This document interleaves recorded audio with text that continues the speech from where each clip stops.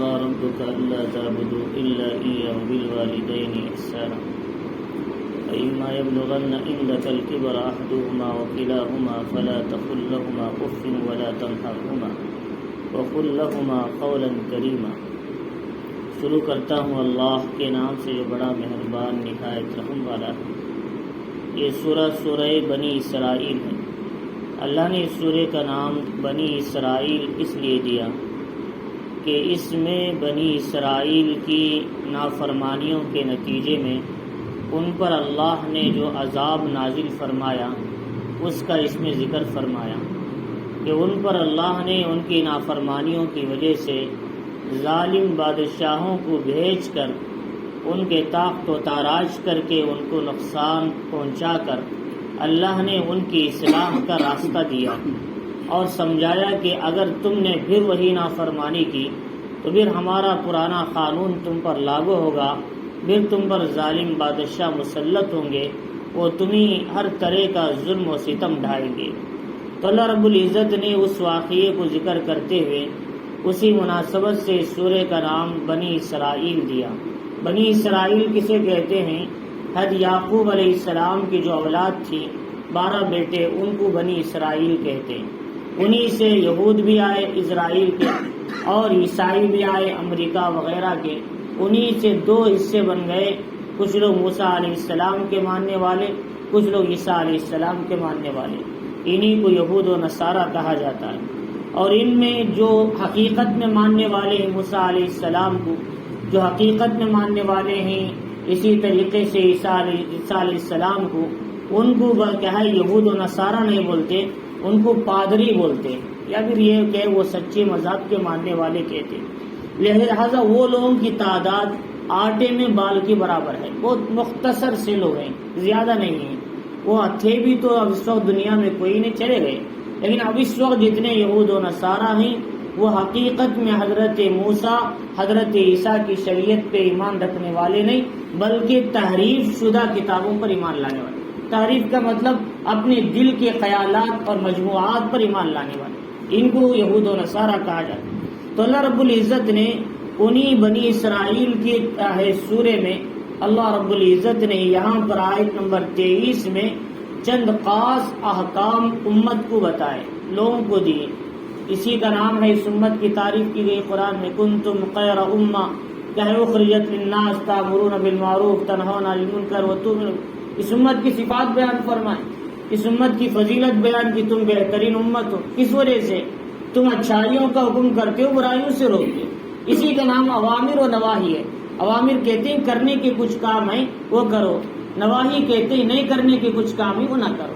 اور اسی ذمہ داری کو اللہ نے اس امت کو دے کر بھیجا حضور کے بعد. لہذا انہی چند باتوں کو اللہ نے یہاں سے تقریباً 1.5 صفحے تک چند احکام بیان کیے. ان میں کچھ احکام کرنے کے بولے، کچھ احکام نہیں کرنے کے بتائے. اس کو اللہ رب العزت نے 6 احکام جو کرنے کے ہیں اس کو تفصیلاً پہلے بیان فرمایا اور فرمایا کہ وَقَضَىٰ رَبُّكَ أَلَّا تَعْبُدُوا إِلَّا إِيَّاهُ. سب سے پہلا حکم دیا کہ تم ایک اللہ کی عبادت کرو. اور ایک اللہ کی عبادت کرنا یہ تمام امتوں تمام قوموں کے لیے ضروری تھا. حضرت آدم علیہ السلام سے لے کر اور قیامت کے صبح تک آنے والے ہر انسان کو حکم دیا تم ایک اللہ کی عبادت کرو. بلکہ صرف انسان ہی عبادت نہیں کرتے، بلکہ دنیا میں جتنی مخلوقات ہیں وہ ساری کے ساری ایک اللہ کی عبادت کرتی ہیں، کسی نہ کسی انداز سے، کوئی تسبیح کے انداز سے، کوئی تعریف کے انداز سے، کوئی رکوع کے انداز سے، کوئی سجدے کے انداز سے. لہذا مصر میں ایک مرتبہ ہمارے ہندوستان کی ایک جماعت ہوئی 85 میں غالباً، انہوں نے دیکھا کہ مصر میں کچھ درخت سجدے کی حالت میں، کچھ درخت رکوع کی حالت میں. فرمایا کہ انہوں نے دیکھ کر بتایا تو لہذا کچھ ایسے حالات ہے ملکوں میں ہیں جو کیا ہے درخت اور پتھر بھی سجدے کی کیفیت میں. تو لہذا مختلف انداز سے پوری دنیا کی مخلوق اللہ کی عبادت میں لگی ہے، دنیا کی کسی اور کی عبادت نہیں کرتی.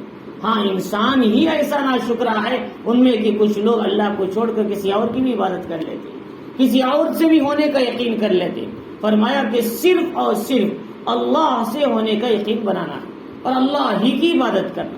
اور عبادت میں 3 قسمیں آتے: توحید عبادت، توحید الوہیت، توحید ربوبیت. توحید عبادت کا مطلب اللہ ہی کی عبادت کرنا، کسی اور کی عبادت نہیں، جھاڑ کی، پتھر کی، سورج کی، چاند کی، چیزوں کی، اسباب کی، کسی کی نہیں کرنا، صرف اللہ کی عبادت کرنا. اور فرمایا کہ اللہ کو ہی ایک ماننا، توحید الوہیت.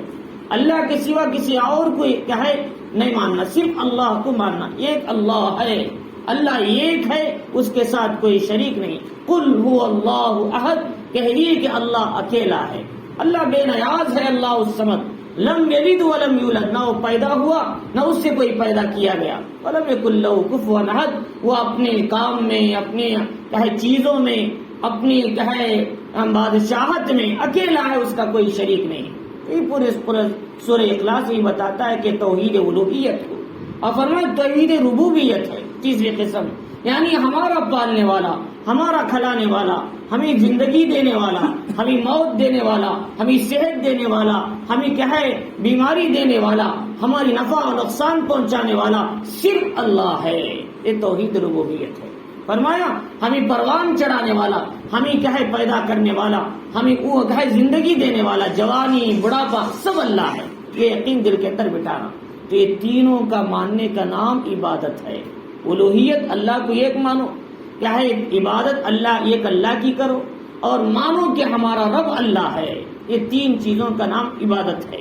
تو اللہ تعالیٰ فرما رہے ہیں کہ سب سے پہلا حکم ایک اللہ کی عبادت کرو، اور دوسرا حکم دیا کہ وبالوالدین احسانا، والدین کے ساتھ حسن سلوک کیا کرو. اللہ نے ہمیشہ 3 چیزوں کو 3 چیزوں کے ساتھ لائے. کہے ایمان کے ساتھ عمل کو لائے، بھئی ایمان جیسے لائے عمل بھی ضروری ہے.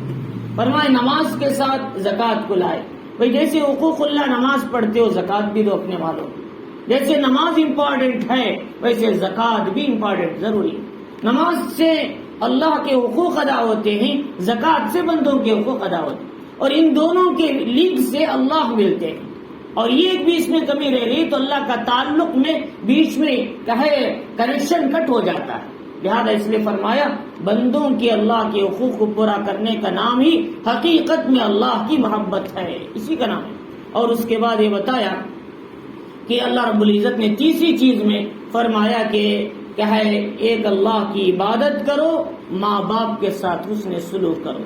یعنی جیسے ایک اللہ کی عبادت ضروری ہے ویسے ماں باپ کے ساتھ حسن سلوک بھی ضروری ہے.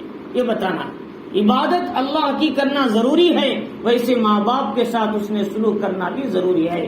جیسے نماز ضروری ہے زکوٰۃ بھی ضروری ہے، جیسے ایمان ضروری ہے ویسے عمل بھی ضروری ہے، جیسے عبادت ضروری ہے ویسے ماں باپ کے ساتھ حسن سلوک بھی ضروری ہے. اس لیے محمد الرسول اللہ صلی اللہ علیہ وسلم سے ایک صحابی آ کر پوچھا من ابر البر، میرے حسن سلوک کے مستحق کون ہے سب سے پہلے؟ فرمایا اللہ کے بعد، اللہ کی عبادت کے بعد تمہارے حسن سلوک کے سب سے پہلے مستحق تمہاری ماں ہے، امک. سال فرمایا، پھر فرمایا تمہاری ماں ہے، پھر تمہاری ماں، فرمایا چوتھے نمبر پہ تمہارے باپ ہے. فرمایا کہ باپ جنت کے دروازوں میں بیچ کا دروازہ ہے، ماں کے قدموں کے نیچے جنت ہے. فرمایا کہ دنیا میں ہر چیز کا سا بدلہ آخرت میں دیتے ہیں لیکن ماں باپ کو ستانے کا بدلہ دنیا میں دیتے ہیں. حسین فرمایا کہ لوگوں روزہ رکھنے والے، زکوٰۃ دینے والے، نماز پڑھنے والے، نوافل پڑھنے والے، تہجد پڑھنے والے، اور کیا ہے تسبیح پر تسبیح کرنے والے، اللہ کے نبی نے فرمایا اگر تم اپنے ماں باپ کے ساتھ اس نے سلوک نہیں کرتے، ان کو تکلیف پہنچاتے ہیں، نہ تمہارا فرض قبول ہوگا نہ تمہاری نفل قبول ہوگی. فرمایا لہٰذا اس لیے ہماری ذمہ داری ہے کہ اپنے ماں باپ کے ساتھ حسن سلوک کیا کریں. حضرت عمار ابن حارثہ کو حضور صلی اللہ علیہ وسلم نے خواب میں جنت کی زیارت کیا، دیکھا کہ قرآن پڑھ رہے ہیں. پوچھا یہ کون ہے؟ فرمایا قریش کا ایک نوجوان حارثہ ابن نعمان ہے، یہ قرآن پڑھ رہا ہے. پوچھا اس کی فضیلت کیسے ملی؟ یہ اپنی ماں کی خدمت کیا کرتے تھے. ویسے قرنی کو حضور نے جھپا دیا، فرمایا کہ تم اے عمر اے علی ویسے قرنی سے ملو تو تم اپنے لیے دعا کروا لینا، مغفرت کی دعا کروا لینا۔ فرمایا حضرت عمر کا کیا مقام، حضرت علی کا کیا مقام، لیکن وہ ویسے قرنی تابعی ہیں، ان کا کیا اللہ کے نبی نے کیا مقام بتایا، تم ان سے دعا کروا لینا، صحابی سے فرمایا۔ لہذا اس لیے کہ ماں باپ کے ساتھ اس نے سلوک کا دوسرے نمبر پر عبادت کے بعد فوراً درجہ ہے، اور جب ماں باپ کے ساتھ اس نے سلوک ہوا، اور فرمایا اسی کا تفصیل ذکر کرتے ہوئے ماں باپ کو اصل زندگی میں جب تک طاقتور ہیں اولاد کے محتاج نہیں ہوتے، لیکن جب ان کی عمر ہو جاتی ہے 70 سال 60 سال 80 سال، اب عین موقع رہتا ہے اولاد ان کو ساتھ دینے کا، اسی وقت میں اولاد ان سے نفرتیں کرنے لگتی ہے، ان سے دور ہونے لگتی ہے، دوستوں سے قریب ہو جاتی ہے، باپ سے دور ہو جاتی ہے، بیویوں کو ترجیح دینے لگتی ہے، ماؤں کو کم نظر سے دیکھا جاتا ہے۔ محمد الرسول اللہ صلی اللہ علیہ وسلم نے فرمایا اذا فعلت امتی 15 خصلۃ حل بها البلاء، جب میری امت 15 کام کرے گی بلاؤں کا اترنا آسان ہو جاتا ہے۔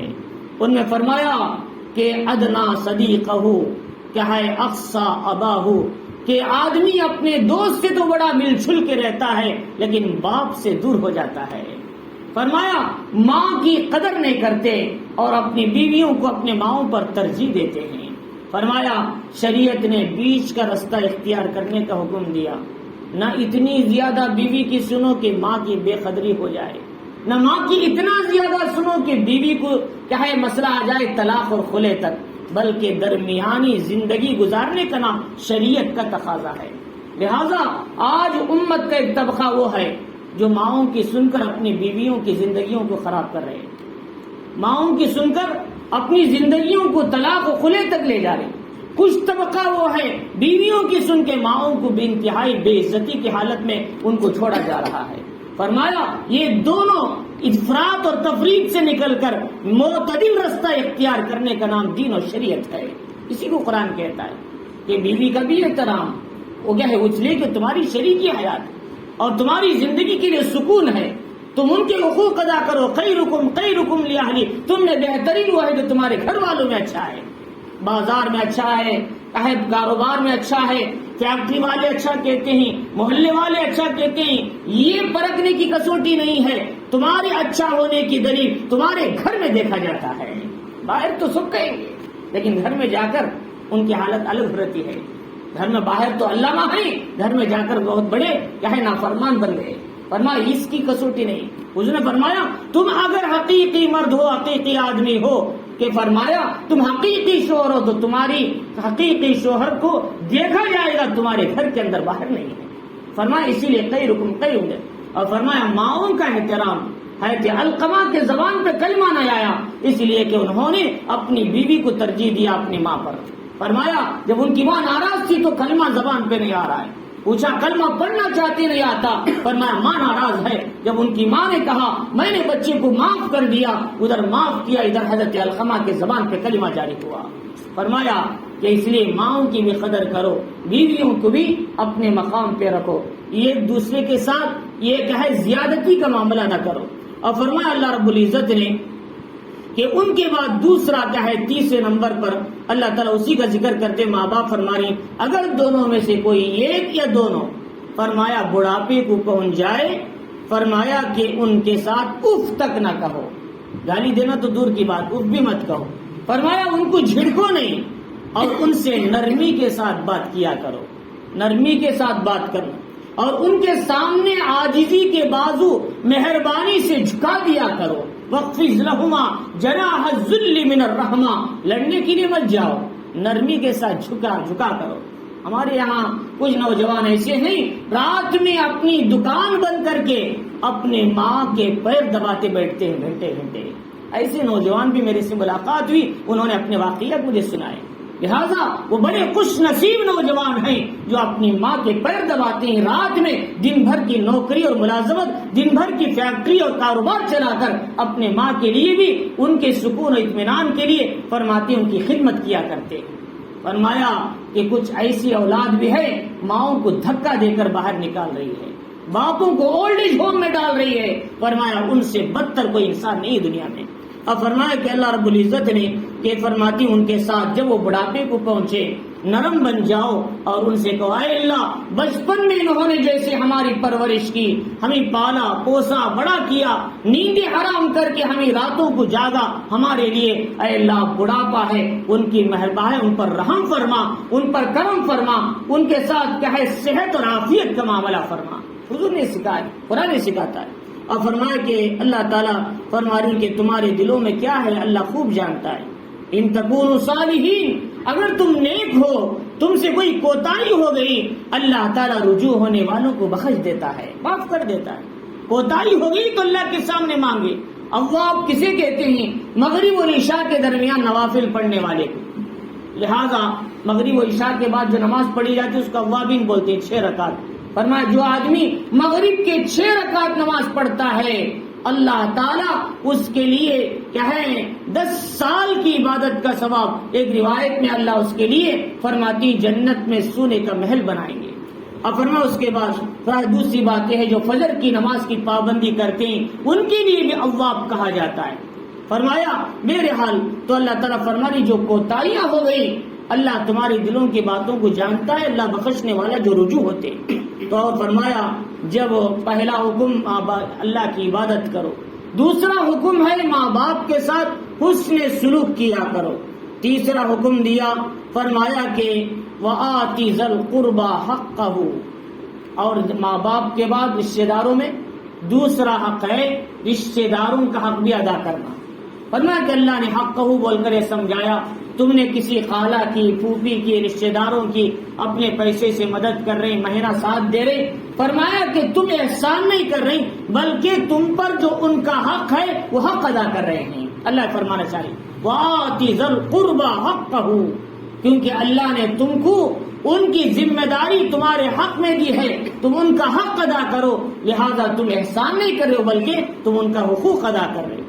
لہذا حضرت ابوبکر صدیق رضی اللہ تعالیٰ عنہ اپنی زندگی میں اپنے خالہ کے بیٹے مستاح ہیں اور جو خالہ تھے وغیرہ ان کا ساتھ دیا کرتے، پیسے دیتے تھے، مال دیتے تھے تاکہ ان کی ضرورتیں پوری ہو جائیں۔ لیکن ایک وقت ایسا ہوا حضرت عائشہ پر منافقین نے تہمت لگایا، غلط تہمت لگائی گناہ کی، کہ صحابی سے ایک غزوے میں فرمایا کہ اس وقت میں یہ لوگ بھی ساتھ دے دیا، مستاح وغیرہ، انہوں نے کہا ہاں ہو سکتا ہے ایسی بات۔ اس وقت میں حضرت ابوبکر صدیق رضی اللہ تعالیٰ نے کہا بھائی میں ان لوگوں کو اتنا ساتھ دیتا ہوں، ان کی مدد کرتا ہوں، یہ لوگ میری بیٹی کے تہمت میں شریک ہو رہے، آج سے میں ان کو 1 روپیہ بھی نہیں دیتا، 1 روپیہ بھی میں ان کی مدد نہیں کرتا۔ اللہ تعالیٰ نے فوراً آیت اتارا ابوبکر صدیق تمہاری صفت یہ نہیں ہے کہ تم اللہ کے فضل کو لینا نہیں چاہتے، وَلَا يَأْتَلِ أُولُو الْفَضْلِ مِنْكُمْ وَالسَّعَةِ أُولِي الْقُرْبَى وَالْمَسَاكِينَ وَابْنَ السَّبِيلِ، کیا اہل فضل کو دینے سے رک جانا اچھی بات ہے؟ نہیں رکنا چاہیے۔ ابو بکر کیا تمہیں اللہ کا فضل کی ضرورت نہیں ہے؟ اللہ تم پر رحم کرے، فضل کرے، لہذا تم اپنی اس ذمہ داری کو دوبارہ جاری رکھو، اس لیے کہ تم جو دے رہے ہو اللہ کے لیے دے رہے ہو، کسی اور کے لیے نہیں دے رہے۔ لہذا ابو بکر صدیق رضی اللہ تعالیٰ نے اس آیت کے اترنے کے بعد دوبارہ پھر وہی صدقہ ان کی خدمت کرنا جاری کر دیا، معاف کر دیا ان کو۔ لہذا اس لیے ہم کو بھی چاہیے کہ رشتہ داروں کی طرف سے کوئی بات ہو جاتی ہے، 1-2 بات ان کی طرف سے آ گئی، لہذا اس کو رکھ کر ہم انہیں دینا نہیں بند کرنا، ان کے ساتھ مدد کے راستے نہیں بند کرنا، لہذا ہم اپنے مدد کے راستے جاری رکھیں گے، اس کا ثواب ہم اللہ سے پالیں گے۔ لہذا اللہ تعالیٰ ہی سمجھانا چاہے ابو بکر صدیق رضی اللہ عنہ سورہ نور میں تو اللہ رب العزت فرماری کہ رشتہ داروں کو ان کے حق ادا کرو۔ اب مفسرین اکرام نے لکھا ہے، فقہاء نے لکھا ہے، کسی آدمی کے رشتہ دار غریب ہیں، کمزور ہیں، معذور ہیں، ان کے پاس کمانے کی طاقت نہیں ہے، بچوں کے اندر بھی طاقت نہیں ہے، ایسے لوگوں کی ذمہ داری ان کے رشتہ دار مالدار پر ہے، وہ ان کے کھانے کا، ان کی ضرورتوں کا خیال رکھیں، اگر نہیں رکھے قیامت کے دن ان کو جواب دینا پڑے گا۔ فرمایا اسی آیت کے تحت میں لکھا ہے مفسرین نے لہذا آج ہمارے کتنے رشتہ دار ایسے ہیں ہم ان کو نہیں دیکھتے، ان کے بارے میں غور و فکر نہیں کرتے، ہم نزدیک کے لوگوں کو تو نہیں دیکھتے، اپنے قریب رشتہ داروں کو، ہم دور کے باہر کے لوگوں کو زیادہ دیتے ہیں۔ پہلے اپنے رشتہ داروں کا خاص خیال رکھنا چاہیے۔ اس لیے فرمایا اس حدیث میں کہ اگر تم کسی آدمی کو صدقہ کرو یہ سب بدلہ ملے گا، لیکن رشتہ داروں کو صدقہ کرو گے ایک تو صدقے کا ثواب ملے گا، صلہ رحمی کا بھی ثواب ملے گا، دو فائدے ملیں گے۔ اور فرمایا اللہ رب العزت نے تو تیسرا حکم دینے کے بعد رشتہ داروں کو چوتھا حکم دیا، مسکینوں، فقیروں، غریبوں کا بھی خیال رکھا کرو۔ رشتہ داروں میں پہلا حق ماں باپ کا، دوسرا حق رشتہ داروں کا، تیسرا حق کیا ہے اپنے محلے کے غریبوں کا، باہر کے غریبوں کا۔ فرمایا کہ والمساکین کا مطلب وہ لوگ ہیں جن کا کھانا تو چلتا ہے لیکن ان کی حاجتیں، ان کی ضرورتیں پوری نہیں ہو رہی ہیں، مجبور ہیں وہ لوگ۔ لہذا قرآن کیا کہتا ہے للفقراء الذین احصروا فی سبیل اللہ لا یستطیعون ضربا فی الارض یحسبهم الجاہل اغنیاء من التعفف۔ لوگوں ان لوگوں کو زکوٰۃ کا مال دو، غریبوں کو اپنے مدد کیا کرو جو تمہارے سامنے پوچھتے نہیں ہیں، دیکھنے والے ان کو مالدار سمجھتے ہیں لیکن ان کے گھر میں ان کی حاجتیں ان کو پریشان کر رہے ہیں۔ فرمایا ایسے لوگوں کو چپکے سے لے جا کر ہاتھ میں پہنچا دو، تم زکوٰۃ کا مال اگر وہ مستحق ہیں تم گفٹ بول کر دے دو، تم نیت کرو زکوٰۃ کی، تمہاری زکوٰۃ ادا ہو جاتی ہے۔ فرمایا لیکن تمہاری ذمہ داری ہے کہ ایسے لوگوں کی مدد کرنا۔ وہ تو روڈ پہ آتے ہیں، روپیہ 2 روپے، وہ شام تک آرام سے 1000 روپے کما لیتے ہیں اور 40-50 لاکھ کی بلڈنگ بھی بنا لیتے ہیں آرام سے۔ فرمایا کہ ان لوگوں کو دینا کوئی حق نہیں، فرمایا ان لوگوں کو دو جو ایسے لوگ ہیں لیکن پوچھتے نہیں، ان کی حاجتیں ان کے سینوں میں چھپی ہوئی ہیں۔ فرمایا ہاں اگر ہمارے پاس کوئی فقیر آتا ہے، بوڑھا ہے، ضعیف ہے، اس کے اندر کمانے کی طاقت نہیں، ایسے بوڑھوں کی مدد کرنا ہماری ذمہ داری ہے۔ اس لیے کہ جو صحت مند ہیں، جو عورتیں آ جاتی ہیں وہ کام کرے تو ان کو صبح سے شام تک آرام سے مل جائے، چاہے ان کی تنخواہ مل جائے، تو اس سے اگر ہم ان کو دیں گے تو ان کو کیا ہے کام پر لگانے کے بجائے سست بنانے میں ہم مدد کر رہے ہیں ان کو۔ لہذا ہم مستحق لوگوں کو اپنے مال دینا چاہیے، غریب ہیں، کمزور ہیں اور کیا ہے پوچھتے نہیں اور ضعیف لوگ ہیں، طاقت نہیں ان کے پاس کمانے کی، ایسے لوگوں کی ضرور مدد کیا کرو۔ 1 روپے کے بجائے 10 روپے سے ان کی مدد کیا کرو، زیادہ فائدہ ہوگا۔ اور فرمایا اللہ رب العزت نے چوتھا حکم دیتے ہوئے انہی مسکین میں وابن السبیل مسافروں کی بھی مدد کیا کرو۔ مسافر آ گئے، کوئی آدمی پاکٹ گم ہو گیا، ان کا خرچہ نہیں ہے، کہیں گنٹور جانا ہے، ادھر جانا ہے، حیدرآباد جانا ہے، بنگلور جانا ہے، کہتے ہیں میرے پاس ٹکٹ نہیں تھی، گم ہو گئی، ان کی تحقیق کر کے ان کو ٹکٹ دے کر ان کو بھیج دیا کرو۔ تم ہاتھ میں نہیں دینا پیسے ان کو، بلکہ ان کی ٹکٹ دلا کر ٹکٹ ان کے ہاتھ میں دے کر ان کو بھیجو۔ ایسا نہیں کہ بھائی میں پیسے دیتا ہوں تم ٹکٹ لے لو، زکوٰۃ ادا نہیں ہوتی۔ زکوٰۃ ادا ہونے کے لیے یا تو تم پیسہ ہاتھ میں دو یا پھر ٹکٹ لے کر اس کا مالک اسے بنا کر ہاتھ میں دے دو۔ اور ٹکٹ لے کر دینے میں زیادہ فائدہ ہے، اس لیے کہ اگر وہ چور ہے پتہ چل جائے گا وہ حقیقت میں مانگنے والا ہے، غلط ہے۔ اب ہمارے یہاں انتپور میں کچھ لوگ نوجوان ایسے ہی ہیں، اچانک کوئی آدمی آ جاتا ہے، انہوں نے اپنا ٹرسٹ کھولا ہے کہ ان کے پاس کوئی آدمی مجبور آ جاتا ہے، کہتا ہے میں سفر میں جانا ہے، مجھے 500 روپے کی ضرورت ہے، فوراً اپنے آدمی کو بھیجتے ہیں، ٹکٹ لا کر اس کے ہاتھ میں پکڑا دیتے ہیں۔ لہٰذا یہ خدمات بھی انتپور میں کچھ لوگ کر رہے ہیں، میں ان کو جانتا ہوں۔ تو فرمایا اس طریقے سے کہ مختلف انداز سے خدمتیں ہو رہی ہیں، تو فرمایا مسافر کو دینا، اس کی مدد کرنا بھی جائز ہے۔ تو جو پہلا حکم دیا عبادت کرو اللہ کی، دوسرا حکم دیا ماں باپ کے ساتھ اس نے سلوک کرو، تیسرا حکم دیا رشتہ داروں کو بھی ان کا حق دیا کرو، اور کیا ہے چوتھا حکم دیا عام فقیروں، مسکینوں، کمزوروں کی بھی، مسافروں کی بھی مدد کیا کرو۔ اور اس کے بعد یہ بتا اللہ رب العزت نے اپنے مالوں کو فضول خرچی میں نہ لگایا کرو۔ یہ حکم نہیں ہے، یہ بیچ میں جملہ معترضہ ہے۔ اپنے مال میں فضول خرچی نہ کرو کہ ولا تبذر تبذیرا، تبذیر کہتے ہیں اصل میں کھیت میں وہ بیج ڈالا جاتا ہے اس کو تبذیر کہتے ہیں، بذر کہتے ہیں۔ اب بیج ڈالنے والا کیسے ڈالتا ہے؟ دیکھ دیکھ کے نہیں ڈالتا، ایسے اچھالتے چلے جاتا ہے، ویسے تم بھی اپنے پیسے کو حلال و حرام کی تمیز کے بغیر مت اچھالو، بلکہ حلال طریقے سے حلال جگہ میں ضرورت سے زیادہ مت لگاؤ، بلکہ حلال طریقے سے لگاؤ۔ یہ قرآن میں سمجھاتا ہے۔ اب یہاں دو لفظ ہیں، ایک تبذیر ہے، ایک اسراف ہے۔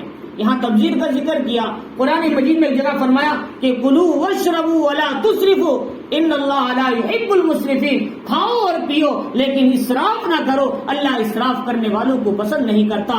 سورۃ الاعراف میں اللہ نے اس کا ذکر فرمایا۔ تو لہذا تبذیر میں اسراف میں کیا فرق ہے؟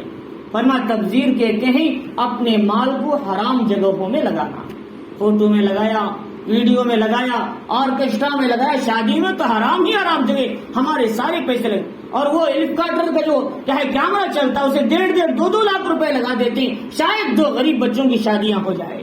فرمایا کتنا پیسہ ہماری حرام جگہوں میں لگ رہا ہے۔ فرمایا شادی کتنی آسان محمد الرسول اللہ صلی اللہ علیہ وسلم نے ہمیں بنا کر دکھایا، لیکن ہم نے شادی کو مشکل بنا دیا، جس کے نتیجے میں زنا اور بدکاری آسان ہو گئی ہے۔ فرمایا اس کے نتیجے ہیں، لہذا اس لیے فرمایا کہ شادی آسان بناؤ، نہ لڑکی والوں پر زیادہ زور ڈالو، نہ لڑکے والے تو تکلفاً اپنا ولیمہ بڑا دکھانے کے لیے 4 رقم کے میٹھے 5 رقم کے گوشت بنا کے اسے بیکار فضول خرچی میں ڈالتے ہیں۔ فرمایا یہ بھی ضرورت سے زائد اسراف میں آتا ہے۔ فرمایا تو حرام جگہ مال لگانے کو کیا بولتے ہیں؟ تبذیر۔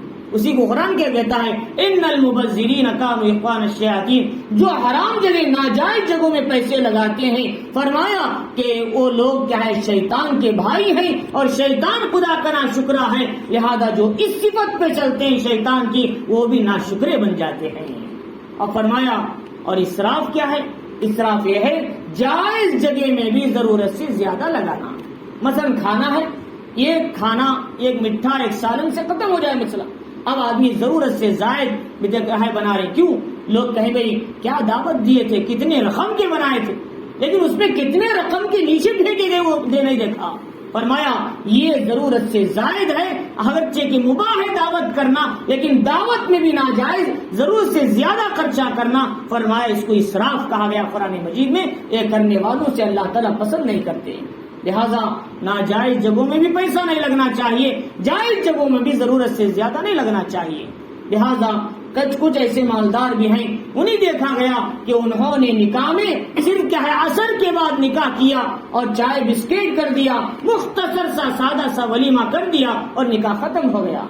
اب تو کیا ہے نکاح کیا ہے ولیمہ بھی اونچا ہونا چاہیے، نکاح بھی اونچا ہونا چاہیے، اور نکاح جیسے کیا ولیمہ بھی ویسے ہونا چاہیے، اس میں ذرہ برابر فرق نہیں ہونا چاہیے تاکہ عزت میں کمی نہ آ جائے۔ یہ آج کا نظام ہے، اس کی وجہ سے ہمارے پیسے فضول ہو رہے ہیں۔ تو اللہ رب العزت نے بتایا کہ ان تمام پیسوں کی حفاظت کر کے کیا کرنا ہے؟ فرمایا غریبوں میں لگاؤ، کمزوروں میں لگاؤ، بیواؤں میں، بے کسوں میں، کیا ہے غریبوں میں، ضعیفوں میں مدد کیا کرو، یہ پیسہ تمہارا کام ہو جائے گا۔ اس لیے کہ قیامت کے دن 5 چیزوں کا سوال کا جواب جب تک نہ دو گے تمہیں قدم نہیں چھوڑے گی، کیا ہے تمہارے قدم وہاں سے نہیں ہٹیں گے۔ فرمایا کہ تم نے مال کہاں سے کمایا اور کہاں خرچ کیا، فرمایا اس کا سوال ہوگا۔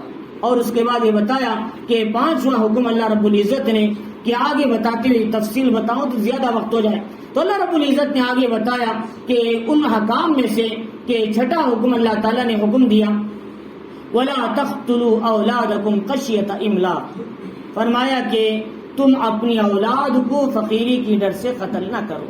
یا فیملی پلاننگ آج کراتے ہیں، اولاد زیادہ ہو جائے گی تو کھانے کا مسئلہ آ جائے گا، اب 2 لڑکے ہیں اور 2 زیادہ ہو جائیں گے تو کھانے کا کیا مسئلہ ہوگا، ان کا کون کھلائے گا، ان کو کون پالے گا پوسے گا۔ اللہ کہتے ہیں ہم 18,000 مخلوق کے کھانے کی ذمہ داری لے لی، کیا تمہارے 2 بچوں کو کھانا کھلانے سے معجز آ گئے؟ مچھلی روزانہ کتنے ٹن کھانا کھاتی ہے، آج تک کسی مچھلی نے رب کے کھانے میں شکایت نہیں کیا، کیا تمہاری اولاد کو کھانا دینے سے اللہ عاجز آ گیا؟ فرمایا اس لیے اولاد کو اگر آ جائے گی تو ان کا کھانا کیسا، ان کا کپڑا کیسا، پریشان مت ہو جاؤ، ہم تم کو بھی کھلاتے ہیں ان کو بھی کھلاتے ہیں۔ اللہ فرمائی وَلَا تَقْتُلُوا أَوْلَادَكُمْ خَشْيَةَ إِمْلَاقٍ، تم اپنی اولاد کو کیا ہے فقیری کی ڈر سے، مفلسی کی ڈر سے قتل نہ کرو۔ نَحْنُ نَرْزُقُهُمْ وَإِيَّاكُمْ، ہم انہیں بھی کھلاتے ہیں اور تم کو بھی کھلاتے ہیں۔ إِنَّ قَتْلَهُمْ كَانَ قِطْعًا كَبِيرًا، ان کا قتل کرنا سب سے بڑا گناہ ہے۔ عبداللہ ابن مسعود رضی اللہ تعالیٰ عنہ کی روایت ہے، محمد الرسول اللہ صلی اللہ علیہ وسلم سے پوچھا گیا بڑا گناہ کیا ہے؟ حضور نے فرمایا الشرک باللہ، اللہ کے ساتھ شرک کرنا۔ دوسرا ان یقتل ولدک بخشیۃ ان یطعم معک، کہ تم اپنی اولاد کو اس لیے مار دو، آنے سے دنیا میں رستہ بند کرو تاکہ وہ بڑا ہو کر تمہارے ساتھ کھانا کھائے گا۔ فرمایا اس کا خرچہ کون اٹھائے گا؟ اس نیت سے تم اولاد کو آنا بند کرو، یہ کبیرہ گناہوں میں سب سے بڑے گناہ ہیں، حضور فرمایا۔ اور تیسرا فرمایا اور اس کے بعد کون سا بڑا گناہ؟ اپنے پڑوسن کی عورت سے زنا کرنا سب سے بڑا گناہ ہے۔ لہذا محلے میں اگر کوئی آدمی چاہے اپنے پڑوسی عورت کو بد نظری کی نگاہ سے دیکھتا ہے، یہ بھی اس کا مستحق بن جاتا ہے۔ فرمایا اس لیے اپنی نظروں کی حفاظت کرو، خصوصاً محلے میں اپنی نظروں کی حفاظت کرو، اور ان کو سلام نہ کرو اگر تمہاری عمر کی عورتیں ہیں، سلام نہ کرو، اگر وہ سلام کرے تم ان کا جواب نہ دیا کرو۔ قرآن میں آگے جو اس کا ذکر آ رہا ہے وَلَا تَقْرَبُوا الزِّنَا سے، تو فرمایا اس طریقے سے اجنبی عورتوں کو سلام کرنا جائز نہیں ہے، مرد کو ان کے سلام کا جواب دینا بھی جائز نہیں ہے۔ تمہارے اگر عمر سے بڑی 80 سال 90 سال کی بڑھیا ہے، تمہیں بیٹے کی جگہ پہ دیکھتی ہیں، اب وہ سلام کرتی ہیں تو سلام کا جواب دو، تم بھی ان کو سلام کرو۔ حضرت قولہ بنت ثعلبہ بڑی کیا ہے، بڑی عمر کی عورت تھی، ہے تو عمر جب ان کے سامنے جاتے تو ہے تو عمر کو نصیحت کرتی، لہذا وہ اپنی ماں کے درجے میں دیکھتے تھے، لہذا وہ الگ مسئلہ تھا۔ لہذا میں اسی لیے بتا رہا ہوں بڑی عمر کی جو عورتیں ان کا سلام کریں تو سلام کا جواب دے سکتی، اس لیے کہ کیا ہے وہ ہماری ماں کے درجے میں ہوتی ہیں۔ اور اس کے بعد یہ بتایا اللہ رب العزت نے کہ دیکھو کہ چھٹا حکم اللہ رب العزت نے بتایا وَلَا تَقْرَبُوا الزِّنَا، زنا کے قریب بھی مت جاؤ۔ ایک ہے آدمی گناہ کر لینا، اللہ تعالیٰ کہ وَلَا تَقْرَبُوا الزِّنَا، زنا نہ کرو، نہیں کہا وَلَا تَقْرَبُوا، قریب بھی مت جاؤ، کیوں؟ انہو کان فاحشا وساء سبیلا، وہ فحش کام ہے، اور جو آدمی بے حیا بن جاتا ہے، فحش چیزوں میں پڑ جاتا ہے، اسے ہر گناہ کرنا آسان ہو جاتا ہے۔ فرمایا اس لیے حدیث شریف میں آتا ہے اذا لم تستحی فاصنع ما شئت، جب تو بے حیا بن جائے جو چاہے کر، تجھے کوئی پوچھنے والا نہیں۔ فرمایا اس لیے حسین فرمایا کہ الحیاء شعبۃ من الایمان، ایمان کی 70 سے زیادہ شاخیں ہیں، ان میں افضل لا الہ الا اللہ کا کہنا ہے، کمتر حصہ راستے سے تکلیف دینے والی چیز کا ہٹانا ہے۔ والحیاء شعبۃ من الایمان، حیا ایمان کا اہم شعبہ ہے۔ بھئی اتنے شعبے ذکر فرمائے، اس کو بھی مجملاً ذکر کر دیتے حضور، لیکن الگ سے ذکر کرنے کا مطلب یہ ہے حیا کو تم معمولی سمجھ رہے ہو، حیا چھوڑنے سے آدمی گناہوں کے سارے رستے میں پہنچ جاتا ہے۔ اسی لیے فرمایا ہے فاطمہ الزہرا رضی اللہ تعالیٰ سے پوچھا گیا کہ عام مجلس میں صلی اللہ علیہ وسلم نے سب سے بہترین عورت کون ہے دنیا میں؟ تو صحابہ نے کہا فلاں عورت فلاں عورت۔ ہے فاطمہ سے پوچھا بہترین عورت کون ہے؟ فرمایا وہ عورت سب سے بہترین ہے جو کسی نامرد کو دیکھا، نہ کوئی نامحرم آدمی اسے دیکھا، نہ یہ عورت کسی نامحرم کو دیکھا، یہ دنیا کی سب سے بہترین عورت ہے۔ فاطمہ نے فرمایا، تو لہٰذا اس نے فرمایا کہ ہمیں اس کے قریب بھی نہیں جانا۔ قریب نہیں جانے کا کیا مطلب؟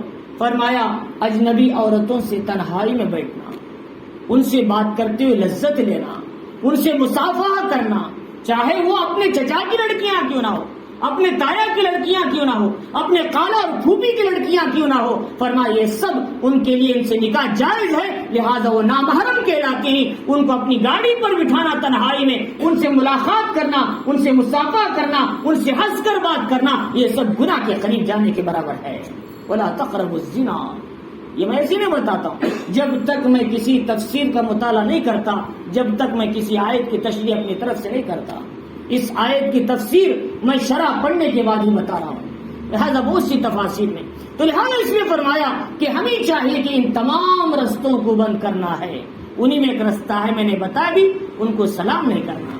آج سلام کریں گے، آئندہ کہے گا بھائی سارے سلام کیوں کرتے ہوئے، سلام صرف کیوں چلتا ہے؟ ذرا ایک دو بات بھی پوچھ لو خیریت سے۔ پھر شیطان کہے گا خالی خیریت کیوں پوچھتے ہیں، ذرا گھر میں بٹھا کر بھی پوچھو تنہائی میں تم کیسے ہو۔ فرمایا اس کے بعد کیا ہوگا؟ وہی برسیسا راہب کا حال ہوگا۔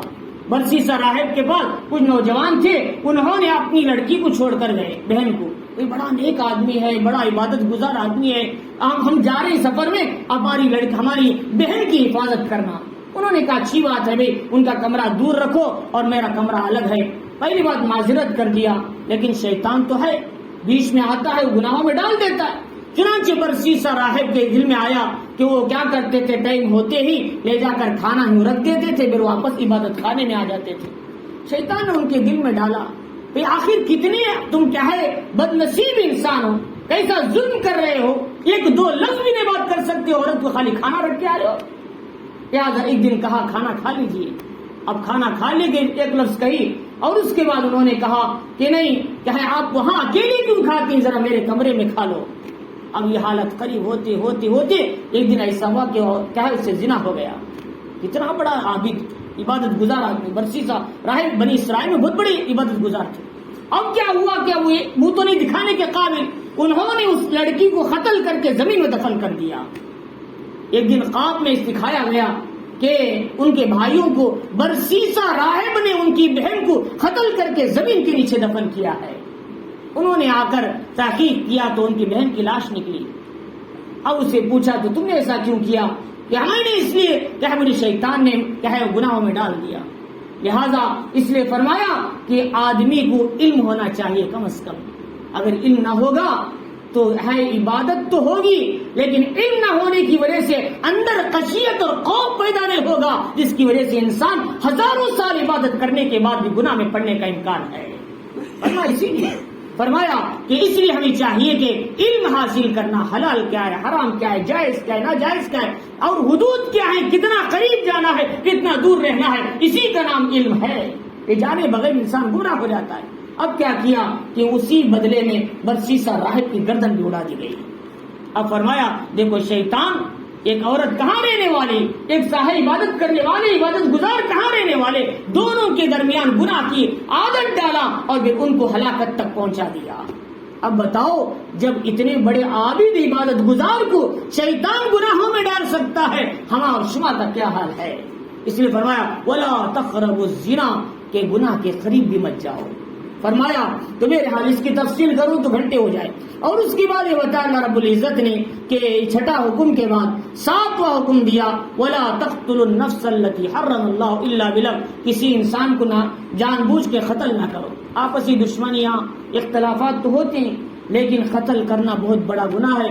حضور صلی اللہ علیہ وسلم سے پوچھا بڑے گناہ کیا ہے؟ شرک کرنا۔ اس کے بعد بڑا گناہ کیا ہے؟ ماں باپ کی نافرمانی کرنا۔ اس کے بعد بڑا گناہ کیا ہے؟ کسی انسان کو قتل کرنا۔ یہ سب سے بڑا گناہ ہے۔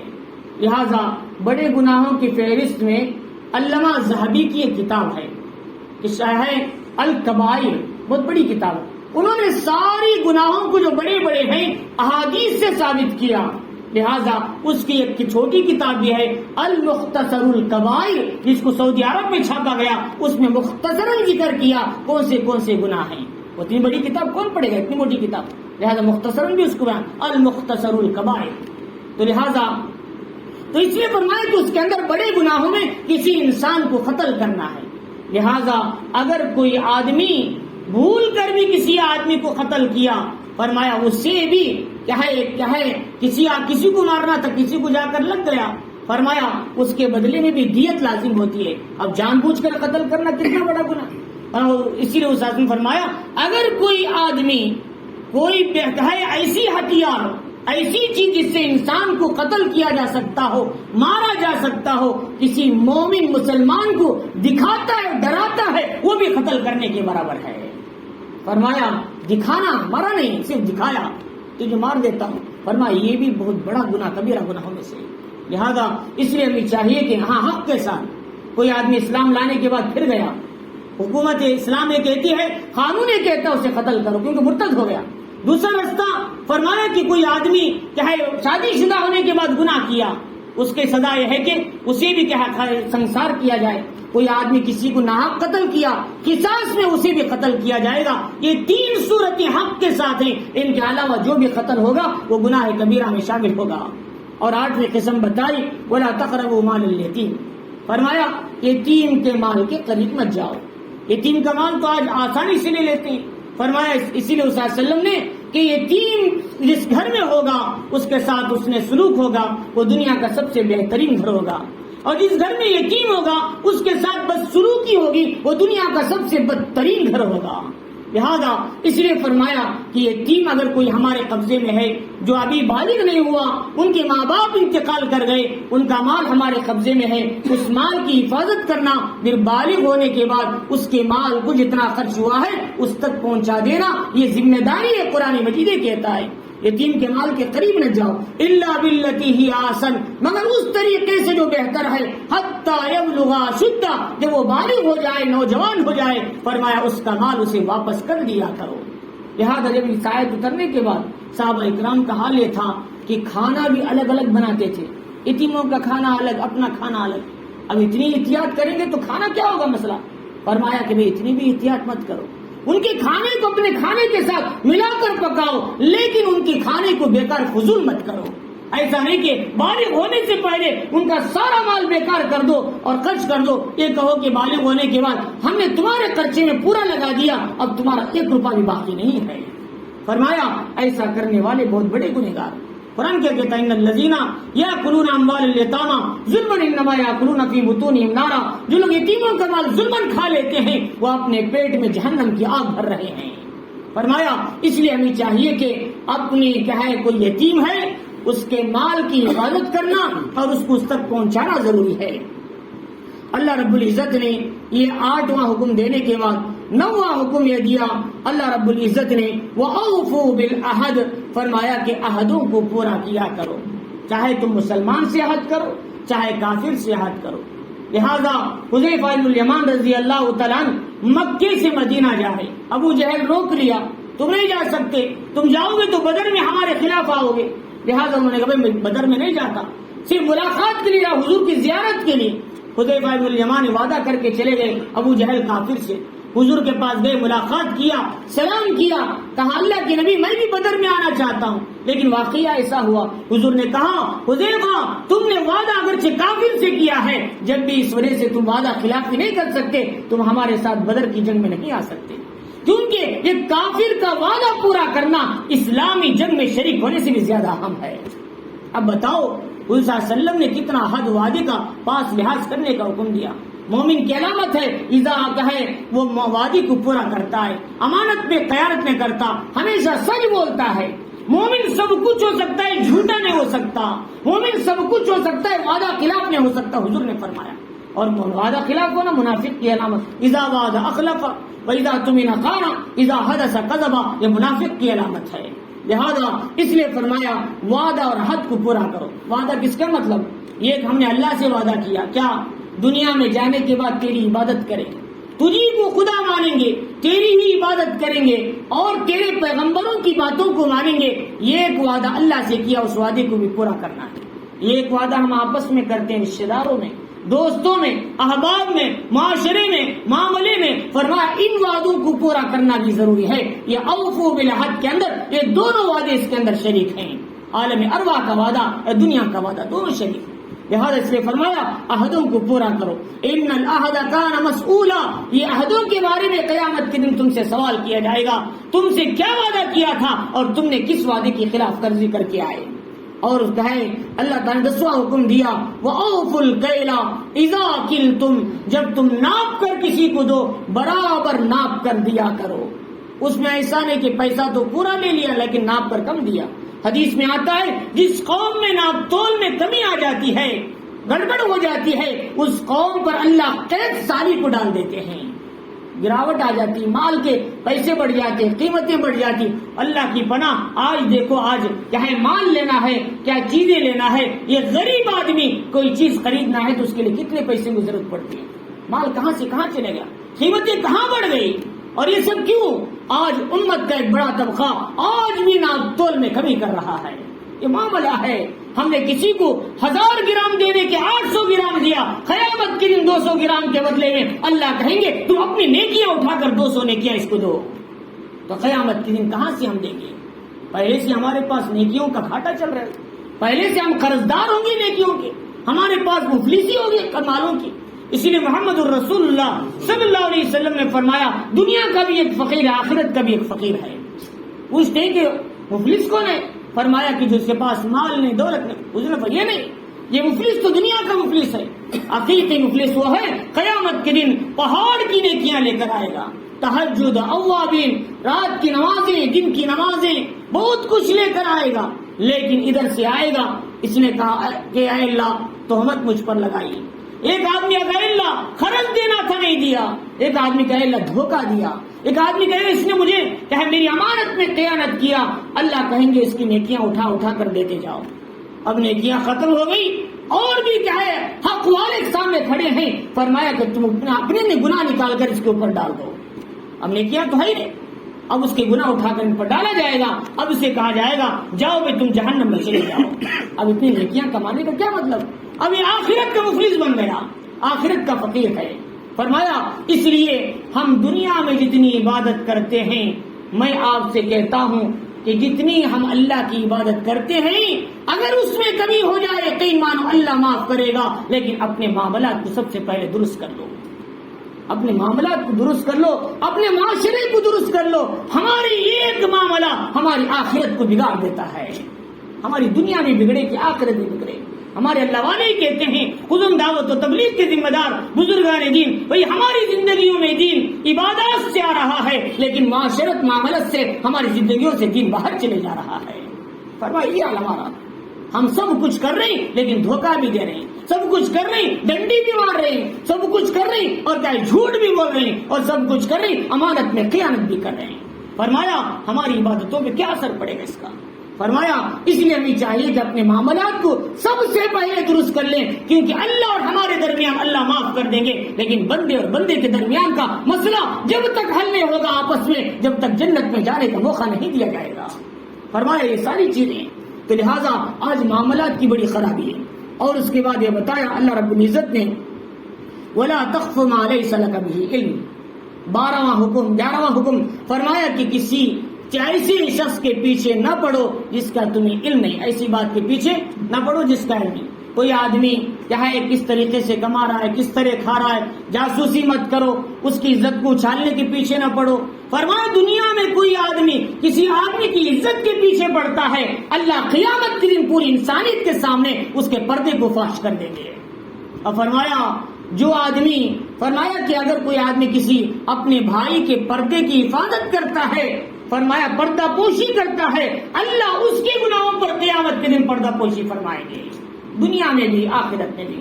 من کان فی حاجت اخی کان اللہ فی حاجتہ، اور جو اپنے بندے کی حاجت میں لگ جاتا ہے، اللہ کے بندے کی حاجت میں اللہ تعالیٰ اس کی حاجت میں لگ جاتے ہیں، لیکن اس کو ذلیل کرنے میں لگتا ہے، اللہ اسے گھر بیٹھے کتے اور خنزیر سے بھی زیادہ ذلیل کر دیتے ہیں، حدیث میں آتا ہے۔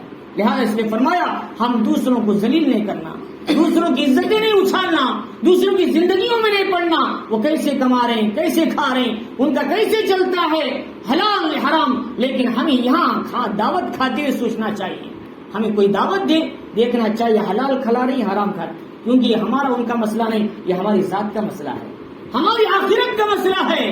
حلال کھاؤ گے تو ہماری زندگی بچے گی، حرام کا اگر لقمہ دل میں جائے گا زندگیوں میں تو پھر یہ جسم جو ہے جہنم کے مناسب بن جائے گا۔ لہذا ہاں اس میں احتیاط کرنا چاہیے، لیکن دوسروں کی زندگیوں میں نہیں پڑنا چاہیے۔ فرمایا اس لیے شریف میں آتا ہے کوئی آدمی کسی کو تہمت لگاتا ہے، کسی کی عزت اچھالتا ہے، اللہ پل صراط پہ کھڑا کر دیں گے دونوں کو، جب تک تم دونوں آپس میں معاف نہیں کر لو گے، جب تک تمہیں جنت میں پہنچنے کا موقع نہیں دیا جائے گا، پل صراط پہ کھڑا کریں گے۔ لہذا جبکہ پل صراط کا رستہ بال سے زیادہ باریک، تلوار سے زیادہ تیز، اس میں بڑے بڑے گنہگار جہنم میں کٹ کر گر جائیں گے اس کی گرمی کو۔ لہذا اس لیے فرمایا کہ ہم کسی کی ذات کے پیچھے نہیں پڑنا۔ قرآن کیا کہتا ہے یا ایھا الذین آمنوا اجتنبوا کثیرا من الظن، اے ایمان والو زیادہ تر گمان سے بچو، اس لیے کہ اکثر و بیشتر گمان کیا ہوتے ہیں، وہ گناہ ہوتے ہیں۔ ولا تجسسوا، ان کی جاسوسی مت کرو، ولا یغتب بعضکم بعضا، ان کی غیبت نہ کرو۔ کیا تمہیں پسند ہے اپنے مرے ہوئے بھائی کا گوشت کھانا؟ اللہ تعالیٰ قرآن میں فرمایا سورہ حجرات کے اندر، تو لہٰذا اس نے فرمایا ان السمع والبصر والفؤاد كل اولئک کان عنہ مسئولا، یہ عام ہم نے صحیح دیکھا غلط دیکھا، یہ کان صحیح سنا غلط سنا، یہ دل میں صحیح بٹھایا غلط بٹھایا، اس کے بارے میں بھی قیامت کے دن سوال کیا جائے گا۔ لہذا اس لیے اس نے فرمایا کفا بالمری کذبا ای یحدث بکل ما سمع، جو بھی سن لیا دوسروں کو بولتے چلے گئے، یہ فلاں ہو گیا فلاں ہو گیا فلاں ہو گیا، جبکہ ہم نے تحقیق ہی نہیں کی۔ تحقیق کرو، اگر بولنے کی چیز ہے تو بولو، اصلاح کرنے کی چیز ہے علماء کے ذریعے سے ان کی اصلاح کرو، ان کا اچھالنا بہت بڑا گناہ ہے، ان کی عزت کے ساتھ پامال کرنا ہے۔ فرمایا اگر اصلاح ہو سکتی تو اصلاح کرو، نہیں ہو سکتا خاموش ہو جاؤ، لہذا ان کی عزتوں کو اچھالنا بہت بڑا گناہ ہے۔ اور اس کے بعد یہ بتا اللہ رب العزت نے کہ قیامت کے دن کیا ہے 12ویں چیز فرماتے ہوئے کہ اپنے اندر تواضع، چھوٹا پن لاؤ، انکساری لاؤ، چھوٹا پن لاؤ، اس لیے کہ تکبر کرنا، اکڑ کر چلنا یہ اللہ تعالیٰ کو بہت ہی ناپسندیدہ صفت ہے۔ فرماتے ہیں وَلَا تَمْشِ فِي الْأَرْضِ مَرْحًا، زمین میں اکڑ کر مت چلو، زمین میں اکڑ کر چلنے سے نہ زمین کو پھاڑ سکتے ہیں نہ پہاڑوں سے بلند ہو سکتے ہیں۔ لہذا اس لیے فرمایا حدیث شریف میں آتا ہے کہ پہلے زمانے میں ایک آدمی ریشم کی چادر ڈال کے فخر کے ساتھ اکڑتے جا رہا تھا، فرمایا اللہ نے زمین کھولی اور زمین کے اندر دھسا دیا۔ روایتوں میں آتا ہے قیامت تک زمین میں دھستا رہے گا، وہ کیونکہ وہ تکبر کے ساتھ جایا کرتا تھا۔ تو لہذا اس لیے فرمایا تکبر اچھی چیز نہیں ہے۔ تکبر عزازیل راکار کر بزندان لعنت گرفتار کر، بڑائی تکبر انا میں پن، فرمایا یہ شیطان کو ذلیل کر دیا، قیامت تک لعنت کے قید خانے میں گرفتار ہو گیا۔ شیخ سعدی فرماتے ہیں لہذا اس لیے فرمایا کہ ہمارے اندر چھوٹا پن آنا چاہیے۔ اس لیے حضرت لقمان نے اپنے بچے سے کہا بیٹا وقصد فی مشیک واغضض من صوتک، بیٹا چلو تو نرمی کے ساتھ، آواز بھی نرم ہو، اور ولا تسیر خدک للناس ولا تمشی فی الارض مرحا، تم کسی سے ملاقات کرو تو خندہ پیشانی سے ملو، اکڑ کر نہیں، اور کیا ہے سختی کے ساتھ نہیں، ترشرو کے ساتھ نہیں، یوں دیکھتے ہوئے یہاں دیکھ رہے ہیں تو ان کو کیا دیکھنا ہے، ملاقات کریں، غریب آدمی ملاقات کریں یوں دیکھ رہے ہیں، بھائی میں ان کو کیا دیکھوں میں۔ فرمایا یہ سارے صفات یہ قارون کی صفات ہیں، یہ فرعون کی صفات ہیں، یہ حامان کی صفات ہیں، یہ نافرمان کیا ہے خزانے والوں کی صفات ہیں۔ لہذا کتنا بھی بڑا مالدار آدمی ہو، کیا وہ آدمی اللہ کی ذات میں اللہ کی صفات سے بڑا ہو سکتا ہے؟ نہیں ہو سکتا۔ لہذا اپنے کو چھوٹا بنانا ہے، چھوٹا بناؤ گے اللہ بلند کریں گے، بڑا بننے کی کوشش کریں گے اللہ ذلت اور رسوائی کے ساتھ گرا دیں گے۔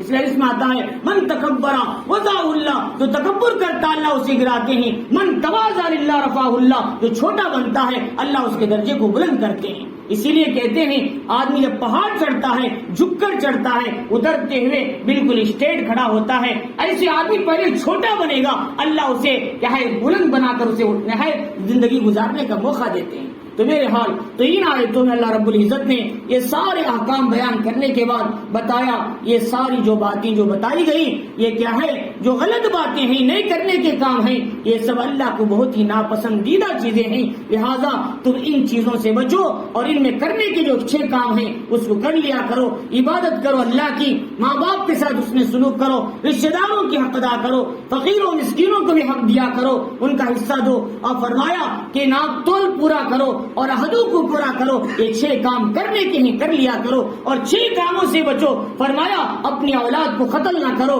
اور زنا کے قریب بھی نہ جاؤ اور کسی کو ناحق قتل نہ کرو۔ فرمایا یتیم کا مال مت کھاؤ۔ فرمایا کسی کی عزتوں کے پیچھے نہ پڑو۔ فرمایا اکڑ کر نہ چلو بلکہ تواضع چھوٹا پن لاؤ۔ یہ 6 صفات سے بچنے کی کوشش کرو تو تمہاری زندگی میں رحم کرم صفات اور سکون امن اطمینان اور اللہ کی برکتیں تمہاری زندگی میں باقی رہیں گی۔ اللہ تعالیٰ ہم سب کو ان احکام کو سمجھنے اس پر عمل کرنے کی توفیق عطا فرمائے۔